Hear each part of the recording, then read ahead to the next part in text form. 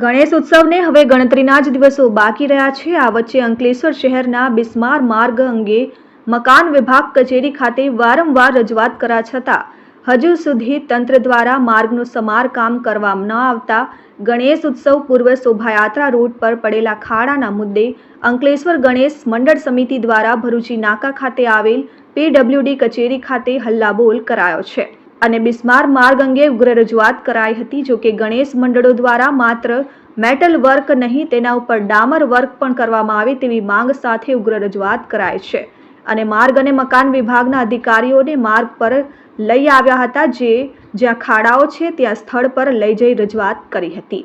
ખાડા પર metal work સાથે ડામર વર્ક કરવામાં આવે, જેને લઈ શોભાયાત્રા દરમિયાન શ્રીજી ભક્તોને ગણેશજીની પ્રતિમાને વિના વિઘ્ને ગણેશ મંડળ સુધી લઈ જઈ શકાય।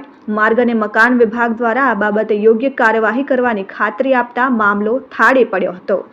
આજરોજ અંકલેશ્વર PWD ભરૂચી નાકા ખાતે અંકલેશ્વર ગણેશ સમિતિ આગળ 6 દિવસ પહેલાં એક આવેદનપત્ર આપ્યું હતું ગણેશજીના આગમન બાબતે। એ માટેની કોઈ પણ કામગીરી ચાલુ ન કરી હતી, માટે આજે અમે સૌ ભેગા થઈને સાહેબશ્રીને રજૂઆત કરવા આવ્યા હતા, પરંતુ સાહેબશ્રી અંગત મિટિંગમાં કે પછી કઈ મિટિંગ છે એ તો અમને દર્શાવી નથી। એ મિટિંગમાં ગયા છે એવું અમને ફોન પર જણાવી દીધું હતું, માટે એમના ચાર્જમાં રહેલા વ્યાસ સાહેબને આપણે અંકલેશ્વર સિટીના PWDના જે હદમાં આવેલ છે જે રસ્તા, એમને જાહેર માર્ગ પર લઈ જઈ એમને વિઝિટ કરાવી હતી અને એમને સ્વીકાર્યું હતું કે આ કામગીરી થઈ નથી અને થઈ છે જ્યાં ચાલુ છે ત્યાં યોગ્ય થઈ નથી।